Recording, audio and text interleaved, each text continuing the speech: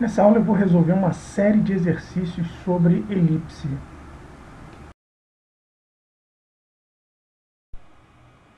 Então, nesse primeiro exemplo, escreva a equação da elipse representada abaixo e dê as coordenadas dos focos. Então, quando você olha para a figura, é fácil identificar que a medida do eixo maior é 10, e aí dessa forma, se o 2A vale 10, o A vale 5. A medida do eixo menor é 6, então 2B é igual a 6, B é igual a 3. Por meio da relação A2 igual a B2 mais C2, é possível descobrir o valor de C, que nesse caso as contas estão indicadas aí, C igual a 4.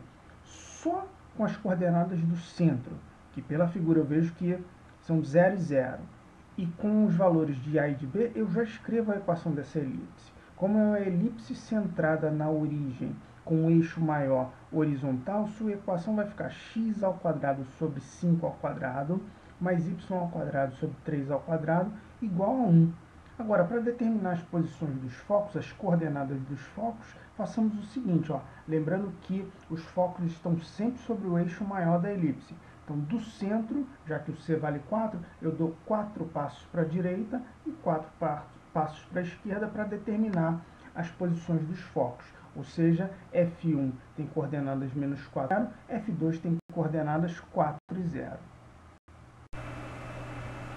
Segundo exemplo, bem parecido com o anterior, escrever a equação da elipse representada e dar as coordenadas dos focos. O que eu vejo aqui é que o centro continua no ponto 0, 0, mas o eixo maior ele é vertical agora, né? Ele está sobre o eixo y. Né? Então a medida do eixo maior é 8, como você pode verificar na figura.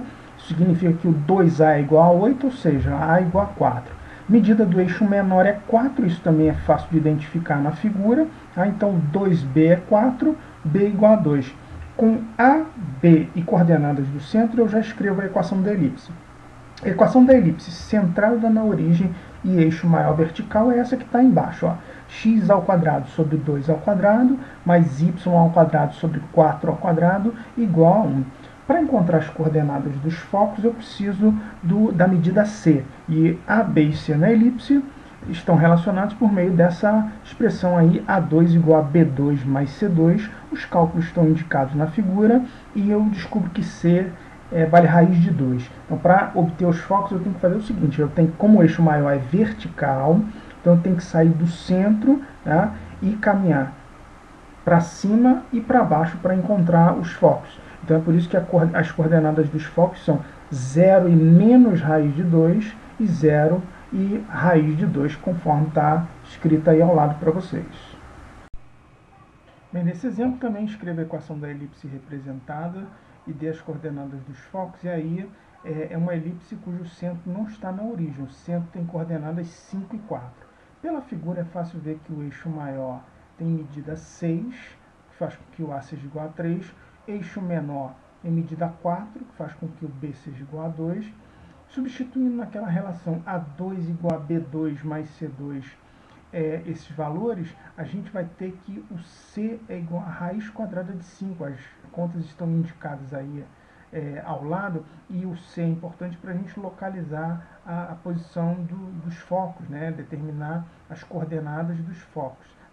Com as coordenadas do centro, com o A e com o B, a gente já escreve a equação reduzida da elipse. Como o eixo maior está na horizontal, o eixo maior é paralelo ao eixo x, sua equação vai ficar x menos 5 ao quadrado, ficou x menos 5, porque a coordenada x do centro é 5, tudo isso sobre 3 ao quadrado, mais y menos 4 ao quadrado, ficou y menos 4, porque a coordenada y do centro é 4, tudo isso sobre 2 ao quadrado, igual a 1. Essa é a equação reduzida dessa elipse. Os focos a gente obtém da seguinte forma. Como o eixo maior está na horizontal e o C a gente calculou, descobriu que ele vale 5, então do centro, raiz de 5 para a direita, eu encontro um dos focos, do centro, raiz de 5 para a esquerda, eu encontro o outro foco. Então os focos teriam coordenadas 5 menos raiz de 5, 4, e 5 mais raiz de 5 e 4. E também, para escrever a equação dessa elipse representada, eu vejo que o centro tem coordenadas menos 2 e 4, vejo que o eixo maior tem medida 6, que faz com que o A seja igual a 3.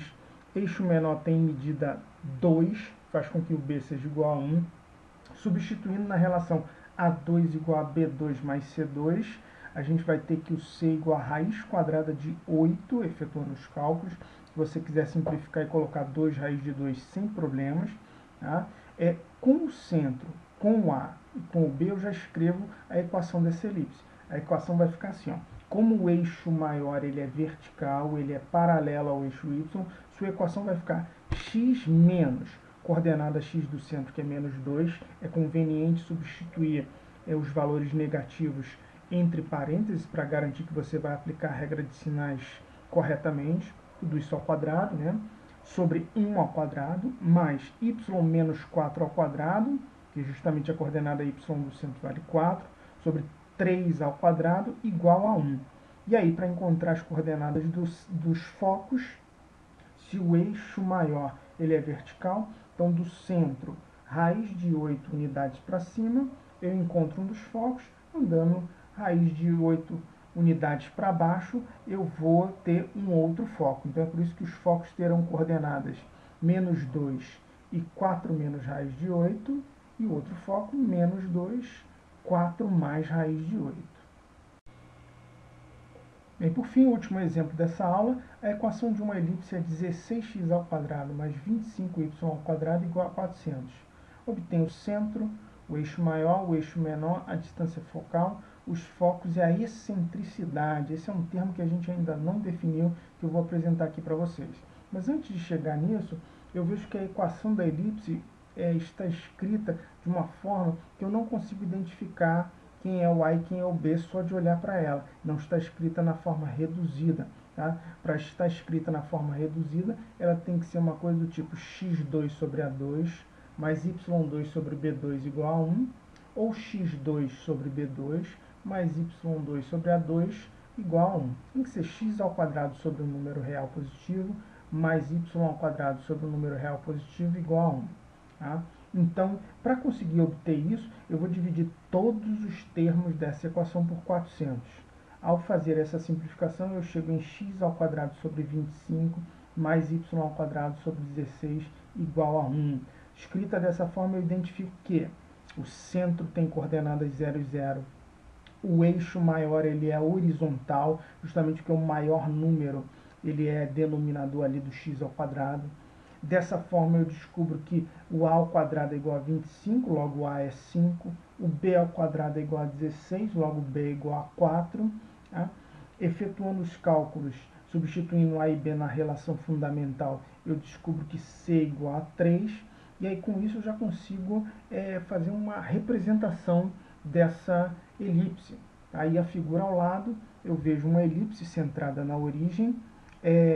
O eixo maior vai ter comprimento 10, uma vez que o A é igual a 5, né? Então, para determinar o eixo maior, do centro eu ando 5 unidades para a direita e 5 unidades para a esquerda, para determinar os pontos A1 e A2 que vão me dar aí o eixo maior, de comprimento 10.